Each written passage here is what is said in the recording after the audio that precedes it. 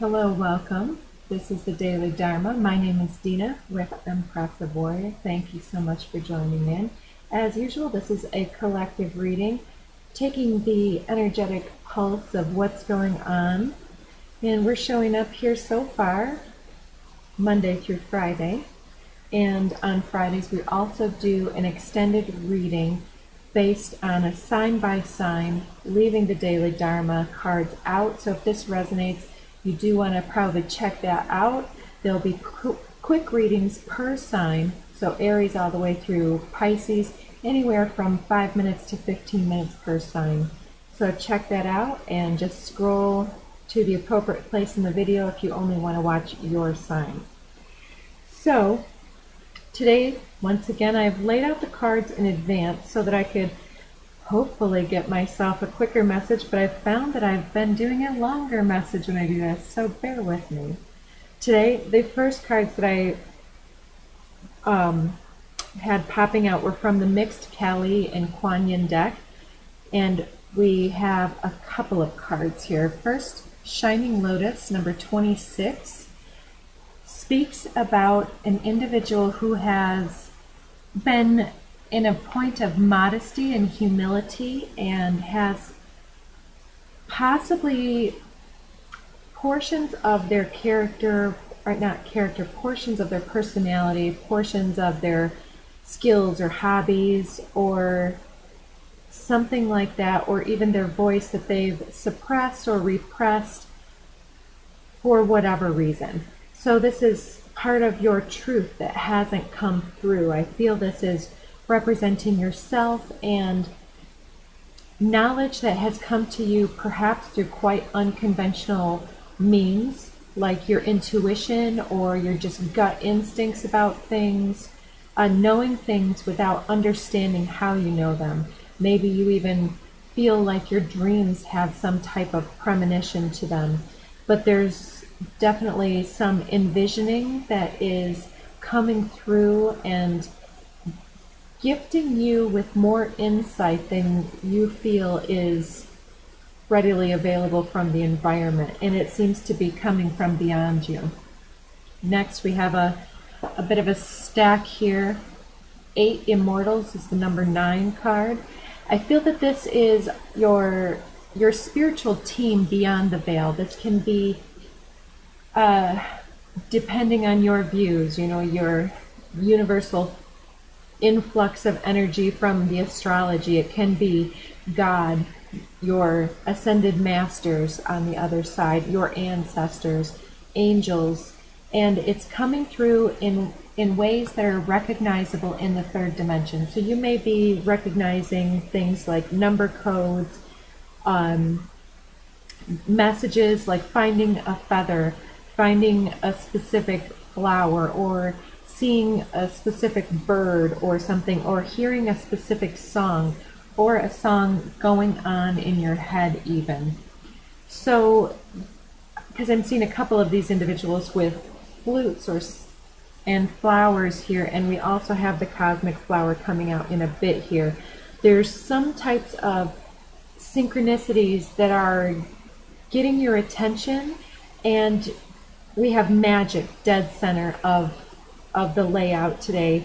So it's like these magical synchronicities finding their way to you. I feel like this is your spiritual team kind of jumping up and down in the wings saying, hey, hey, hey, call on me. It's like the little guy who's been benched at the big game, and because they're on the winning team and you're so far ahead, you put the little guy in, and he finally is like, yeah, I get my big shot, right?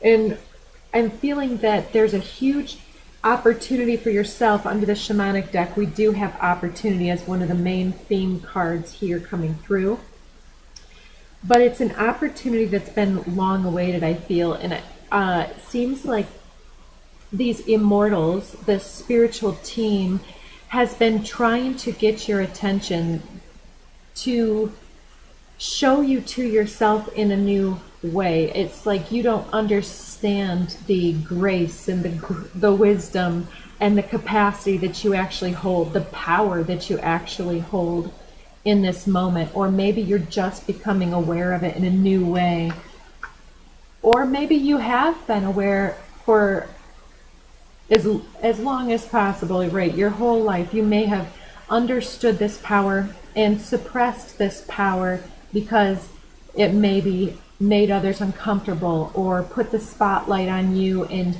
you felt somehow, for whatever reason, you felt like playing small and being under the radar.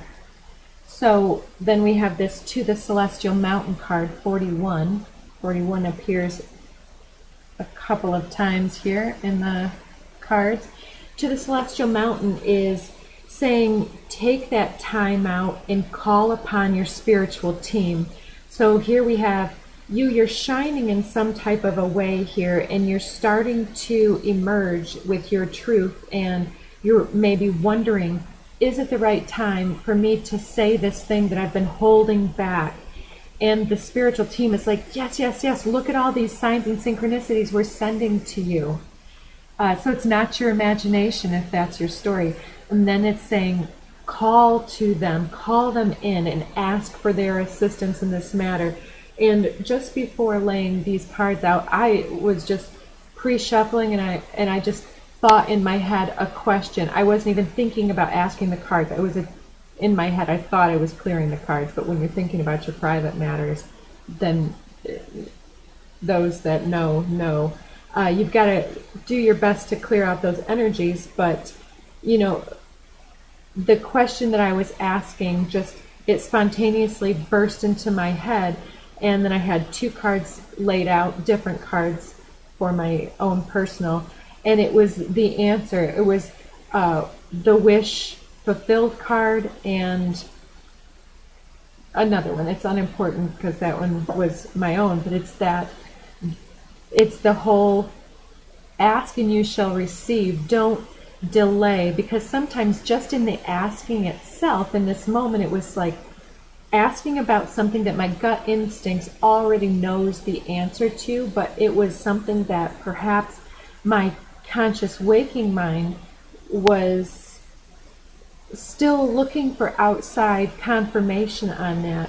And so trust your instincts, but in that moment, just ask, and the answer is spontaneous. So if you find yourself spontaneously thinking of a question and you look up and there's some type of sign, like a love question, you've got a couple butterflies all of a sudden fluttering around in a dance, it's like, oh, is that a sign? I would say so, right?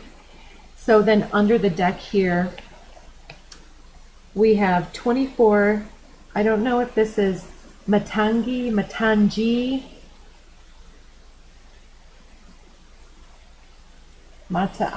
I don't know. But with under that, the 40, Mantra Shakti, and 40, the Yin Empress, because this is a mixed deck. We've got the Kuan Yin and the Kali together. So 240 cards. One is Mantra Shakti. So mantra is the thing that you say to yourself, the repetitive affirmations or the repetitive fears that we rehearse in our mind that then become. And so mantra mixed with Shakti is that rising feminine energy along the rising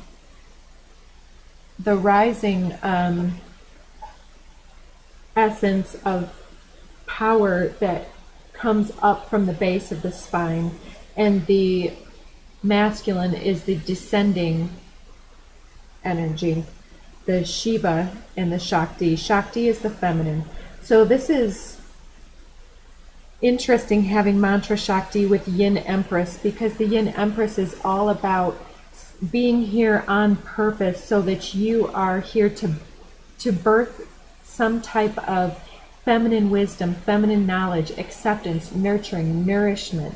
And being that many of us will agree that this is a very patriarchal, very conquesting type of a society that we're mostly submerged within at this point. And then the contrast between masculine and feminine is really seeking balance, but ultimately through seeking balance, there's a lot of polarity and contrast that continues to emerge.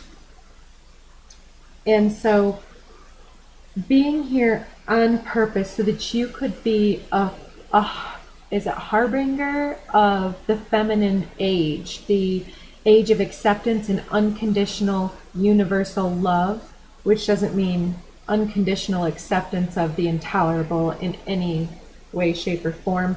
This is about the rising, powerful feminine within. And this Matangi card here, I had not gotten this card before, and it really struck me. Part of me wanted to get into some type of a message about, I've watched some of the Marvel series, and I saw that Gamora was one of the daughters of Thanos. And it reminded me of how she and her sister were pitted against each other in combat, and that losing meant that the other sister, the blue sister, was reconstructed and altered and changed, and they were both ultimately not his real daughters. They were kidnapped ultimately from their families and brought up to be on his team, which he thought he was some type of divinity, but the daughters were sort of captors, and the blue girl even had elements of this, and possibly both of them, if you look at the story, had a bit of this Stockholm syndrome where they thought that their father's approval was the be-all and end-all. And so we may be talking about mother wound, father wound, and having that that interesting combination of mixed messages from an early age telling us whether we are masculine or feminine, that our feminine side and urges and needs that we had, that we needed to be nurtured in a specific way, that those struggles and windfalls that we may have come across in our early life have set us up in a certain way so that we understand what it feels like to be deprived and to sense that there's more, because this feminine is here to be a big lover, not a fighter. And so maybe you were a fighter. So I really want to read you that card, but since some probably don't want to listen to the entirety of that and just want the channeled message, I'll leave that towards the end. So if you do want to read that and you want to hasten the message at any point, go to the end and we'll read that for you. So laid out with the code cards here, as soon as I started shuffling, I got this pile here, Divine Feminine, with root chakra and passion. And this seems to be not only grounding one's passion into reality, like breaking with tradition to follow your own passions. Maybe you got your hair cut and got your real job, and then you recognized that your heart wasn't in it. Your passion was just a little flicker, and there was limited inspiration, and then moving forward into that. But it's not only about grounding your passions into reality. I feel, because of the Tao Te Ching messages we have over here that we'll read in a moment, that this is getting back to the basics. Instead of feeling like you have to do a certain thing or follow a specific path that has been laid out for you from others to either find acceptance or not, it's being comfortable pursuing your passions beyond what society would dictate as normal, and instead of taking care of other people and their expectations, it's getting back to basics of taking care of your own issues. So maybe you were raised by people that were still mired in some type of codependency, and that this has been a recurring theme that has been pushed against. And this is the emergence of even greater sovereignty, I want to say. So then I was thinking to myself, do I put those cards back in? I didn't get a full shuffle, and I looked at the bottom of the deck and I saw the Divine Masculine. And I have this little agreement with my own Eight Immortal spiritual team that when masculine and feminine come out together, that's the message. So I looked underneath the masculine, and we see the Divine Masculine 22, Synergy, number 41. That's the one that's the same number as the Celestial Mountain, calling in your team, synergy, working together. They want to work with you. You want to work with them. Transition and solar plexus chakra. So that is a few things here. Changing the way that we work with others, changing the way that we work with spirit, that we work with our own inner self, our inner needs, fulfilling the self and not seeking beyond ourself for confirmation or validation. But every so often, if you have a question, go right to the source. Right to your source, and know that you contain the seed of the truth, and even if the truth is shifting, it's still you have the best guidance out there. So transitioning into a sense of your own inner authority and how to work with your own spiritual authority in this way, but as well how to share that power with others. So then we have a couple more cards that were behind those, because I couldn't help but just look a little bit deeper. And these I see as mutual energies between the feminine masculine polarity.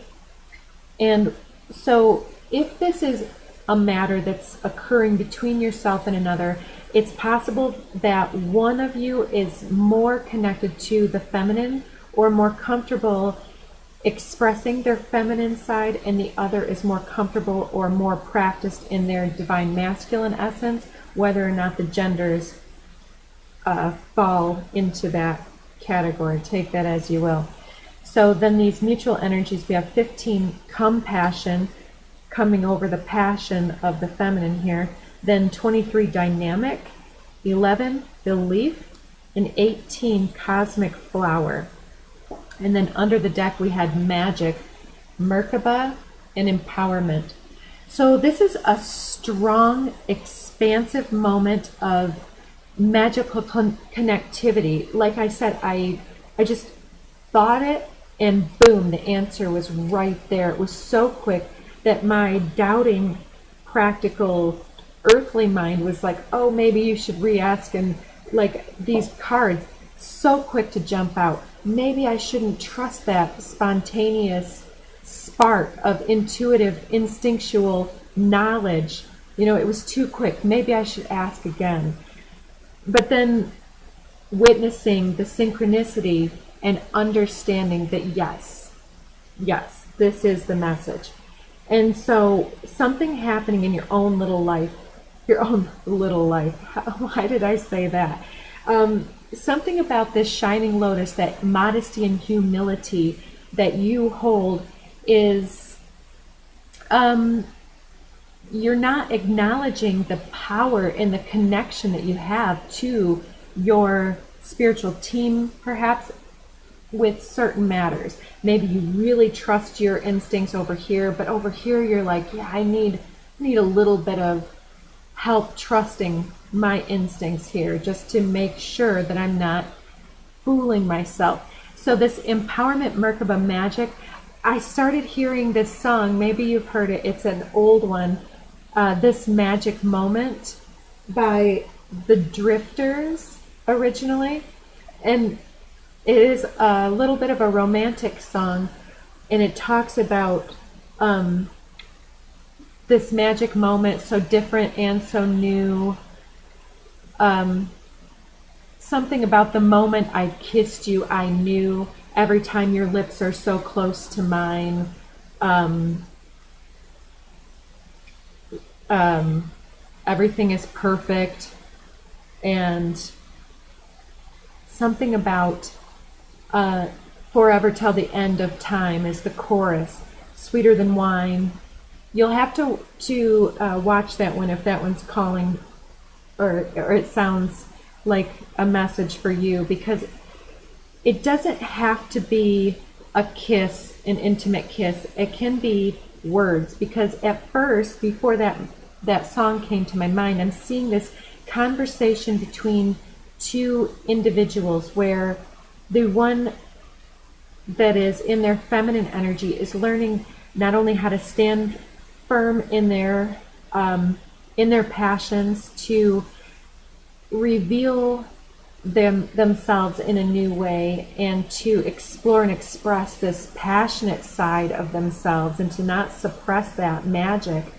The masculine here learning how to work with others and work with their higher self, and to work with spirit.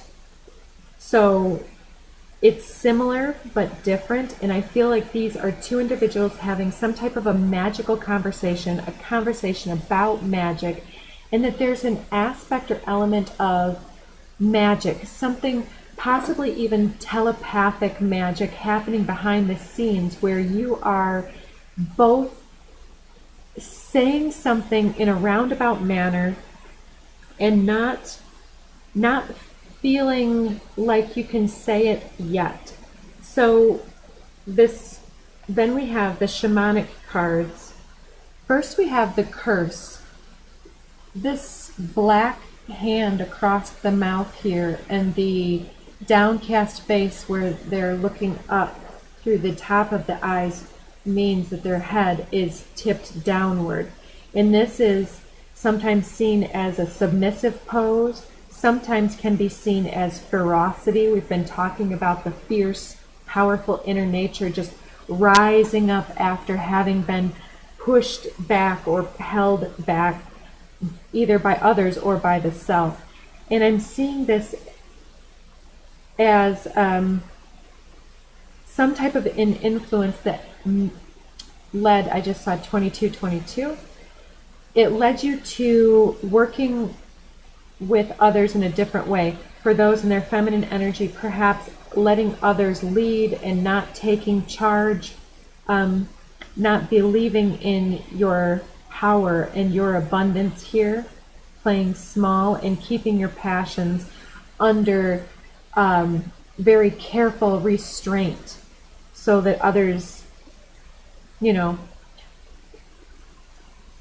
others saw themselves as holding more power than you, so that there was this, perhaps the others would feel more confident or less threatened.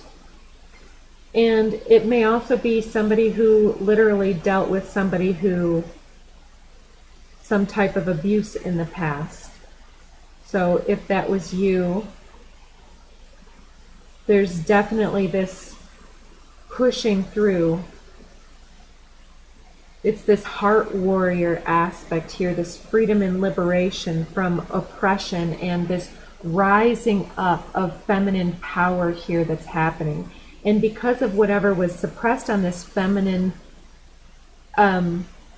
polarity within yourself, whatever feelings were pigeonholed or shut down, or kept in line, so that you were more in control of either your inner or outer expressions, it made you possibly feel like some type of an outsider. So this card here talks about this outsider energy, where whether somebody led you to believe that you weren't part of the group, or whether it came from some other thing, or there's this imposter complex that sometimes is interesting to me, how it changes the way that people believe about themselves, believe about others, and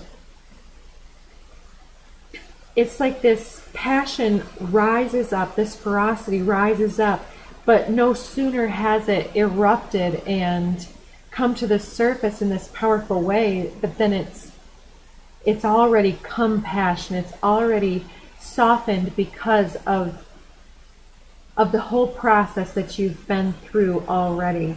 And so there's new beliefs coming up to the surface here, creating this dynamic shift, and a shift of dynamics between yourself and another individual. The way that you communicate with each other is shifting and changing.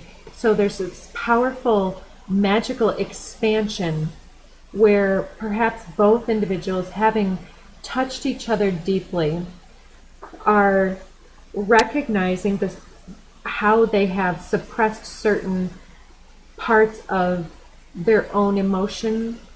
And this, it looks like both individuals are activating each other to utilize their magic in a more profound way, with more compassion, to birth something new. And I do feel like for many of you, this will be some type of romantic exchange, just because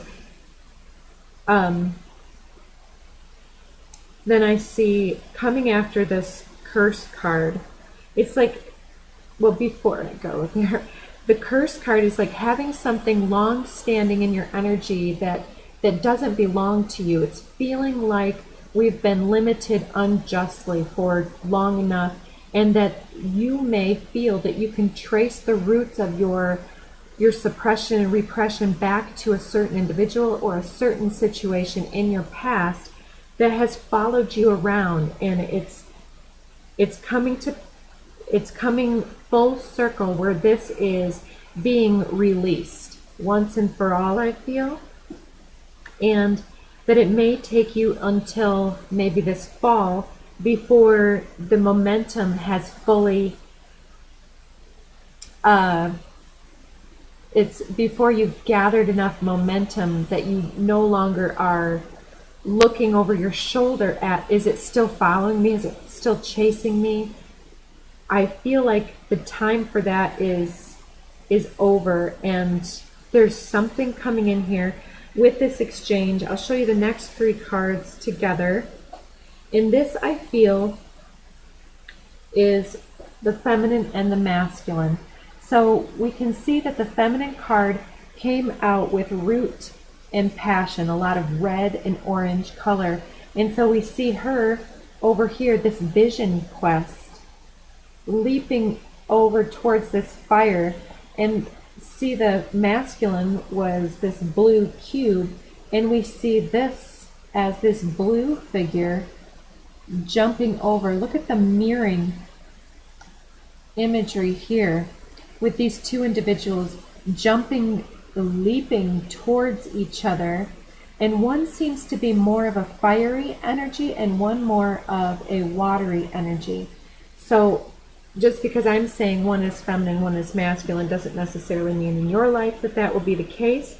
But I'm sensing that this vision quest is perhaps you looking for answers from your spiritual team, them asking to be called in, you answering that call and saying, yeah, come on over, help me out, Spirit, show me what I need to see.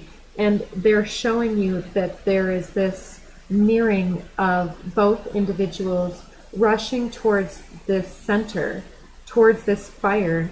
And it's like, it's the passion of resonance. And if it's not romance, it can definitely be two individuals that are very complementary energies, on the same soul tribe, on the same trajectory, on the same pathway, or very similar, complementary in such a way that the two individuals are both able to invest in their unique passion, and that there's this synergy happening at the center of the fire. And I feel like that fire is like the spark of inspiration that may have been lacking somehow, that both individuals are really putting a lot of time, effort, and energy into the cauldron, I want to say, into the pot. It's like the divine alchemy here with fire and watery elements too, was pronounced. And before I had any of these cards or the Dow messages out, I looked at Shining Lotus here and said, oh, this is like the alchemist, having been repressed, and then the activation comes through, the moment comes through, a magical moment comes through, and somebody is able to speak something that the other person hasn't really seen them say, and there's this moment where they say something that or maybe it's not them saying it, maybe it's them channeling something, but it's something that's shifting the beliefs of the individuals here, or based upon the core beliefs that have been suppressed coming forward now. And it seems as though this is creating this cosmic flower card here. Is the frequency of cosmic flower activates our remembrance of the place we call home, the core from which we pour our magnificence out into the world. And so the place we call home, you may be encountering a soulmate on some level, some capacity here, that is really helping you to recognize your mission, your purpose, or something deeply held passion or skill that you can bring forward now. And I'm seeing that the feminine individual may be having this vision happening through meditation or through connecting with the divine or her divine team. And this masculine individual here seems to be moving through emotional rivers. It's like the one person may have suppressed their emotions, the other person may have repressed their emotions. I feel like this masculine individual is learning how to share his power, and within that sharing of power, there's an awakening of consciousness, an expansion of consciousness through the experience of the deepening of emotions, and this urge to make future plans, future adventures, and to move into the fire. So there's an opportunity here. Yeah, and then underneath opportunity is the mystical shaman. So yeah, this definitely shows. And then skywriting the fates and coyote. Coyote's a bit of a trickster, so don't fool yourself at this time. Mystical shaman and skywriting the fates. That's what card it was that I had earlier. Destiny. Priestess of Destiny. Orchid Priestess of Destiny with the Kali card that was the wish granter Kali. So it's beautiful. You may be also getting a wish granted, something that is part of your destiny, part of your fate, but that it's up to you to take care of your own needs first, because until your cup is full, you won't be able to go and heal or nurture others, or to even nurture your brainchild or your opportunities correctly. I'm really drawn to this card as more of a fox or a mink energy. But it also looks like a snake. This card is so just crazy. It's very Cheshire Cat-like. And what does the Cheshire Cat say? Like, if you don't know where you're going, then then it doesn't matter which way you go. Or something like that. Somebody knows. But yeah, the mystical shaman card here is about astral travel, vision questing to me, and maybe envisioning your future. And maybe both individuals are envisioning some type of future, but they're both feeling suppressed or feeling that it's not time to express something. So now I want to get into these Dow messages. 65. The ancient masters didn't try to educate the people, but kindly taught them to not know. When they think that they know the answers, people are difficult to guide. When they know that they don't know, people can find their own way. If you want to learn how to govern, avoid being clever or rich. The simplest pattern is the clearest, the simplest, the fastest, the quickest response and epiphany, right? Content with an ordinary life, you can show all people the way back to their own true nature. So being modest and humble and connected to that ordinary life helps you to help people more directly than you would if you were trying to have all the answers. Like somebody who's always trying to solve someone else's issues for them loses the plot and they become less relevant. It's like people don't want you to solve their problems generally. People want to be listened to and to have somebody hold space for them in compassion. So if that one is speaking to you, there's this thing coming up in my mind about barriers to listening, and problem solving is one of the barriers to listening and to actual bonding experience, because people don't want you to know the right answer for them, and if they're asking you what the right answer is, it still won't be the right answer. So if you're being asked for advice, the best thing perhaps for you to do is say, well, how does this make you feel? How does that make you feel? What makes you feel scared, and what does that fear feel like? Maybe you are just there as the mediator. You're not supposed to tell them what to feel. Oh, well, this would make me mad, or this would be exciting for me. You shouldn't pass that up. It's not about what we want them to do. It's not about what I feel you should do. It's about that spark of whatever you want. And that not knowing is about, like, it doesn't matter if this magic moment only lasts for that moment. In that moment, that is bliss and synchronicity and magic.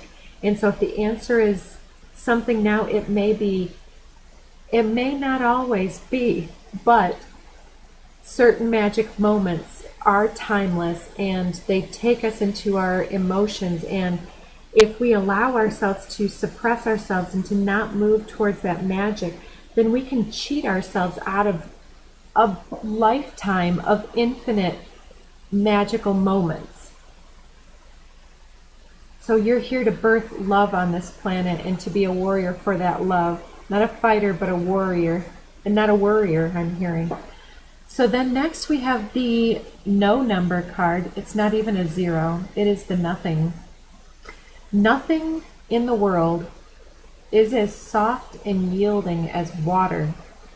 Yet for dissolving the hard and inflexible, nothing can surpass it. The soft overcomes the hard. The gentle overcomes the rigid. Everyone knows this is true, but few can put it into practice. Therefore, the master remains serene in the midst of sorrow. Evil cannot enter his heart. Because he's given up helping, he is people's greatest help. True words seem paradoxical. Yeah, you can keep rescuing people that keep throwing themselves in the deep end when they don't know how to swim, but then they know that they don't have to learn how to swim. So this soft overcoming the hard is reminding me that in this feminine and masculine jumping into the fire again, which it may be like a new relationship after having others that didn't work out, in this moment, this magical moment where people are coming in quite close and speaking words that have been held back or something like that, there's a blending of essence where before, in controversy and contrast of polarities, the feminine and the masculine will be in their extreme polarity. And when they come in and there's this holding space, and connectivity happening through asking and exploring and being curious, instead of being, oh, well, I know exactly how you feel. Oh, I know exactly what you mean. Do you, though? Do we?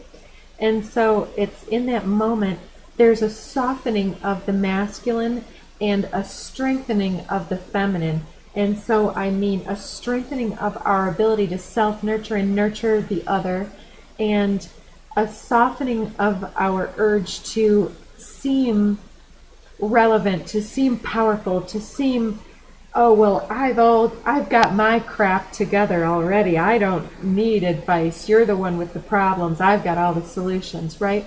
Which creates that, like, well, maybe I'm the one who has failure and this person is success. It's like, instead, let's say, I think I felt a similar way in the past when I had something happen to me, but tell me more about what happened, or not about what happened, but where you want to go from here. Empower the individual to speak about what it is that they want, putting the focus back upon their focus on themselves, your focus on yourself. 71. Not knowing is true knowledge. Presuming to know is a disease. First, realize that you are sick. Then you can move toward health. The master is her own physician. She has healed herself of all knowing. Thus, she is truly whole. And under the deck, failure is an opportunity. If you blame someone else, there's no end to the blame, and it follows you around. Therefore, the master fulfills her own obligations and corrects her own mistakes. She does what she needs to do and demands nothing of others. This is sovereignty. This is interdependence and synergy rather than codependence and dependence. And you know, feminine can often say, oh, well, males are what's wrong with the world. The patriarchy is what's wrong. And then the males are like, oh, well, it's all these sensitivities and these people that are, want everybody to coddle them. They're the bootstraps guys. But it's like, when there's been a disagreement or a miscommunication and or even power or control dynamics from a father figure or a strong and powerful masculine of any gender, it can lead to this feeling of victimization, a feeling of having failed at separate opportunities because of something that happened to that. Oh, I can never self-promote because I don't have confidence. Well, you don't even need to fake it. All you need to do is just put it out there in whatever way that you can, and just become confident within the self to have opportunities start to present, to just put in those applications or put in that time, or to say the things that you need to say. And even if you can't say something incredibly directly, just say something like, well, I care how you feel, or it matters to me that you're happy, or I really want you to get help. Something like that, whatever it needs to be. But when we blame someone else, we rob ourselves or cheat ourselves out of the ability to be accountable. Like, I had my will compromised, so perhaps it's, the victim would say that others are always controlling me and I don't know what to say.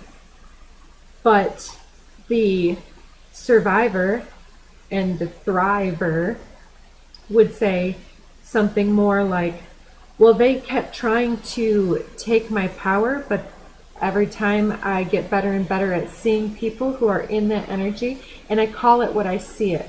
I sense that you are feeling out of control, and this makes me uncomfortable. I'm going to take myself out of the situation. 4444 when I said that. Or, I feel out of control. Instead of asking this other individual to prove something to me or to validate or something, or to conform to something that makes me feel safe and secure, then I can empower myself to not need that by giving it to myself first. I hope you guys know what I mean by that. So let me round up this reading with this Matangi card. She is the tantric queen of outcasts, unveiling hidden inner power to thrive outside conventional society. She holds the secret teachings of the power of the voice, of the healing power of art and music. The voice. You've been suppressing the magic up until recently for some, or maybe even just a portion of your power and magic. She holds the secret teachings of the power of the voice, of the healing power of art and music. She is the divine feminine medicine for the lost, the alienated, those who have been cast aside. If you've been denied love and respect, she brings healing and empowerment. If you have suffered rejection, abandonment, or been labeled as unworthy in any way, she brings dignity and repair. She is the ignition of a creative, joyful, and vibrant life path. The ninth of the wisdom goddesses, Mahavijaya Matangi, is a wild goddess, sparkling green in color with a green parrot as her symbol. She dwells outside of the confines of polite society. She eats stale food, a symbol of her power in the realm that has been discarded or rejected. A symbol of her power in the realm of that which has been discarded or rejected, and her ability to source power from that which others cannot recognize as having value. So maybe you're a thrifter. Maybe you find free hand-me-downs and upcycle them. A lot of people finishing furniture or changing up wardrobe things these days. She sees worth where others are not capable of noticing it, let alone honoring it. And in those individuals that, let's say, people that have some type of a physical thing, like I've often thought of someone in this card. I used to see this person, and I don't remember all of the places, but it was this teenager, and she had a birthmark on her face, and I thought it was quite striking and interesting. But I'm sure that she had her sensitivities about it. And maybe you have something prominent about your physicality instead of this feeling of being outcast in a different way here. But if you have ever felt disrespected, discarded, not seen and not loved and valued for your true being, felt abandoned or rejected, this is something that is activated within you to be able to have compassion for those individuals and to see below the surface. I can see that people here could also be those that stand up for the underdog here. You may deal with people who, let's say, re-emerging citizens coming back out from prison, or some other type of at-risk youth or something else. But there's something about you seeing into the hearts and souls of individuals in a new way and in a different way to help others deal with their own ability to be self-loving. She's also for those who think and seek to live outside of social, political, economic, or religious systems and can thrive best by doing just that. Her association with pollution and unclean food represents her power to overcome impurity and toxic energies. These include poisons on all levels, from the many physical toxins in our modern world to actions that appear holy on the surface but are rotten at the core. Thinking about Thanos there. Or like the priest who molests children. I mean, there's all kinds of toxicity here. Those that resonate with this message have seen it firsthand.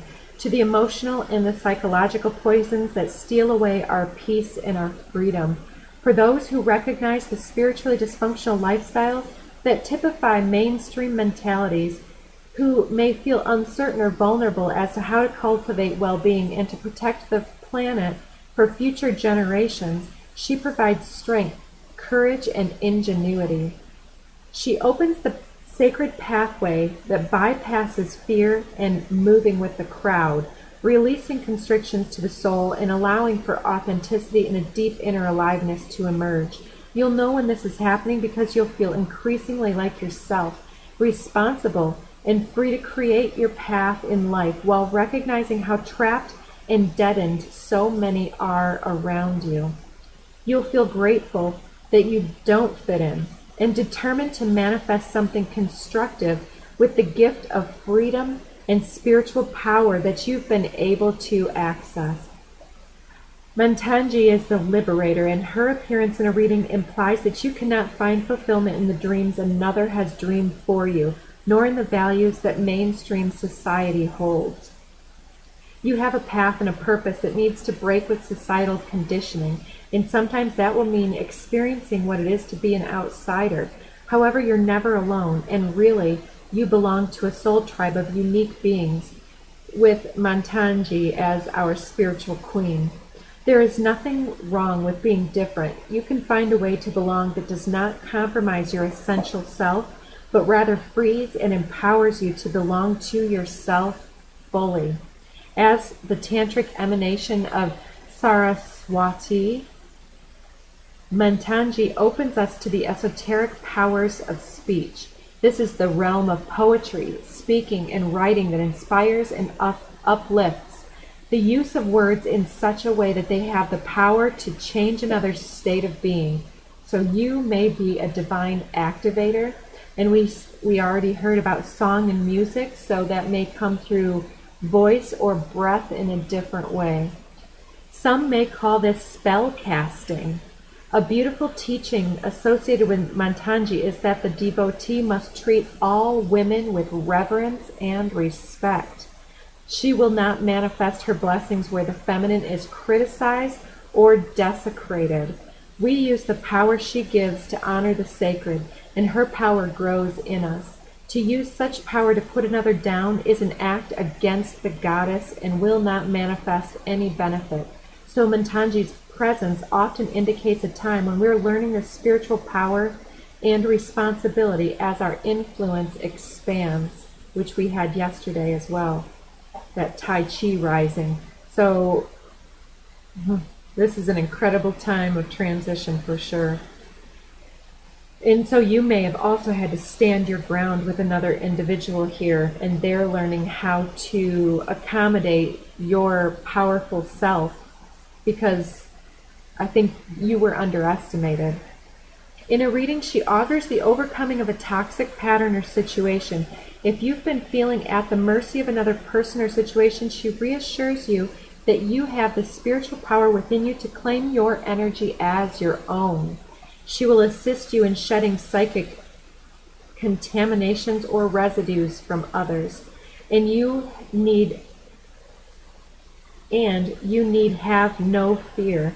As Mantangi operates outside systems and convention, if you're feeling afraid or victimized within a system of bureaucracy, for example, you are asked to seek sanctuary in her and trust in her overriding power. No fasts or other purification rituals, no initiations or other forms of teaching are required to practice this mantra. We had mantra Shakti above. She encourages music and dance as a way to connect with her and receive her blessings. She reminds us that to the divine eye, we are lovable, worthy, and acceptable as we are. Hers is a joyful path of the heart. So isn't that beautiful here? So it's talking about the suppression of your magic and the awakening, and your spiritual team is waiting to support your voice, to support your emergence, and to assist you in coming together here. So thank you so much for joining us today and for listening to the messages. Thank you for making it all the way through, and thank you also to all of those who lend your energy in any type of a way. Just by merely listening, you are lending your energy to the movement and to the channel. But I also appreciate anyone who's not afraid to be the first to like a video. Dwell on what you love. Asking someone to change is like pruning a tree. Neither will ever be the same again. Scarier still is that you can't quite know in what new directions they'll grow. I wouldn't change a leaf on you, the universe. So interesting. And so under the deck here we have that you have options is meaningful. Rock on. Remember, we have opportunity here following you around. So the moment that you stop looking over your shoulder for this, you can start looking ahead of you, and maybe those opportunities can catch up. Do you know what you've created? No, besides an intergalactically known saunter named after you, inspiration in the eyes that have watched you, hope in the minds that have admired you, and love in the hearts that have known you. But you might ease up on your sachet before someone gets hurt. Not bad, kiddo. Not bad at all. The universe. So incredible. So if you are not already in the midst of this, I would say just be as present as you can with your magic and not with your logic in your heart. It's about just flowing towards the center and not fearing the fire, not fearing getting burned, but protecting yourself at the same time, right? So take great care of yourself as always, and I'll go ahead and move right on into the you versus them reading. So catch that next if this was your message. Take care.